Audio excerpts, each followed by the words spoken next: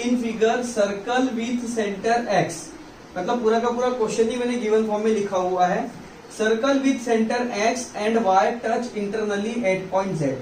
तो दो सर्कल है जिसका सेंटर एक्स है और एक बड़ा सर्कल है जिसका सेंटर वाई है, और ये दोनों एक दूसरे को इंटरनली टच करते हैं पॉइंट जेड पर।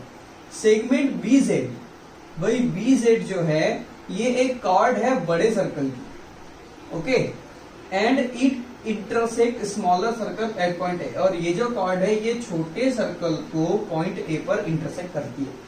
तो यहां पर देखिए हमें क्या बताना है कि सेगमेंट ए एक्स ये पैरेलल है बी वाई से, ओके। फिर कैसे बताएंगे? बहुत सिंपल क्वेश्चन है, बहुत सिंपल सा सॉल्यूशन है। इसे सॉल्व करने के लिए हमें कंस्ट्रक्शन की जरूरत पड़ने वाली, तो भाई हमने कंस्ट्रक्शन कर दिया है। अब देखिए कंस्ट्रक्शन कर दिया तो देखिए यहाँ पर दो ट्रायंगल हमें दिख रहे हैं, एक ए एक्स जेड, इस वाले ट्रायंगल की बात है, तो ये दोनों रेडियस हो गई। तो आइसोसेलेस ट्रायंगल से हम ये बेस एंगल को इक्वल बता देंगे। उसके बाद हम बड़ा एंगल लेंगे, बड़ा वाला ट्रायंगल लेंगे बी वाई जेड, और इसके बेस एंगल, क्योंकि ये भी रेडियस है और ये भी रेडियस है, तो बेस एंगल ये दोनों इक्वल हो जाएंगे। तो आइसोसेलेस से हम ये दोनों को इक्वल बता देंगे। तो जेड ए के इक्वल है, जेड बी के इक्वल है, इसका मतलब ए और बी दोनों इक्वल है, अल्टीमेटली ये दोनों इक्वल हो जाएंगे। और अगर ये दोनों इक्वल हो गए तो करस्पॉन्डिंग एंगल हो जाएंगे, और अगर ये करस्पॉन्डिंग हो गए तो लाइन पैरेलल हो जाएगी, ओके। इस तरह से हम इसे सॉल्व करेंगे। तो लिखेंगे भाई construction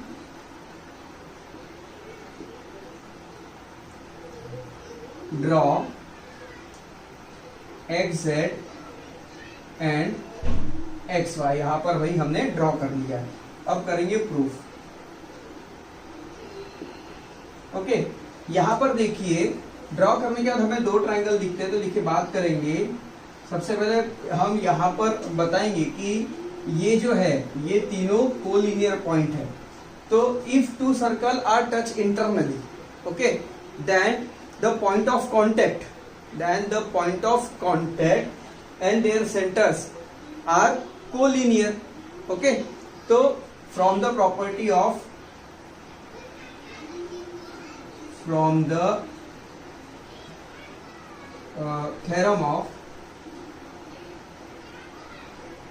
theorem on touching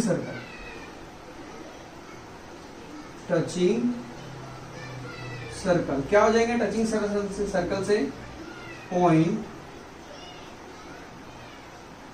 Z X Y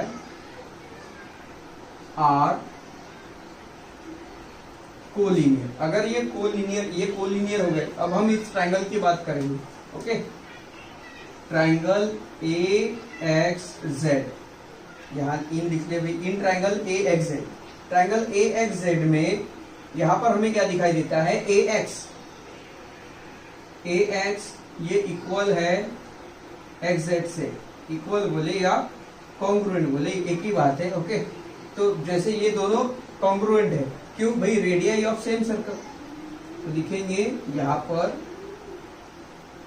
radii of same circle, okay. अगर ये कॉन्ग्रुएंट है, तो therefore triangle A x Z is isosceles triangle. और अगर ये आइसोसेलेस ट्रायंगल हो गया तो इसके बेस एंगल इक्वल हो जाएंगे। तो लिखेंगे angle A x Z, sorry x A Z, ये कॉन्ग्रुएंट हो जाएंगे किससे? एक्स जेड ए से, एंगल एक्स जेड ए से, इसे दे दीजिए 1, ओके। अब हम बड़े वाले ट्रायंगल की बात कर रहे हैं, ट्रायंगल बी वाई जेड। तो लिखेंगे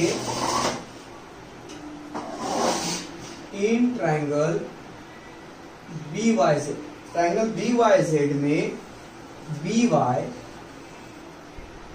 ये कॉन्ग्रुएंट होगी वाई जेड से। Reason radii of same circle, okay. देखिए भाई ये भी रेडियस है और ये भी रेडियस है, और अगर ये दोनों कॉन्ग्रुएंट है तो therefore triangle B Y Z is isosceles triangle.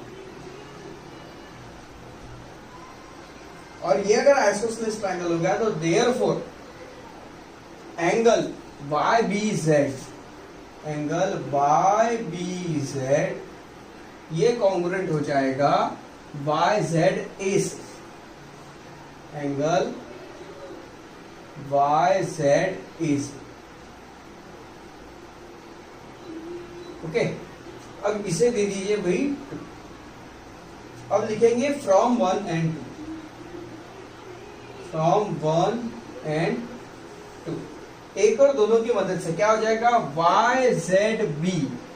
Okay, यहां पर वाई जेड बी नहीं, यहां पर ये X A Z, angle X A Z ये कॉन्ग्रुएंट हो जाएगा एंगल किससे वाई बी जेड से, एंगल वाई बी जेड। अगर ये दोनों कॉन्ग्रुएंट हो गए, ओके, तो from the property of two parallel line, यहां लिखेंगे from the property of two parallel line angle X A Z and angle YBZ are corresponding angle। ये दोनों जो एंगल हो जाएंगे ये करस्पॉन्डिंग एंगल हो जाएंगे भाई, एक्स ए जेड और वाई बी जेड। ओके, अब ये करस्पॉन्डिंग एंगल हो गए तो देयरफॉर सेगमेंट ए एक्स ये पैरेलल हो जाएगी सेगमेंट बी वाई से।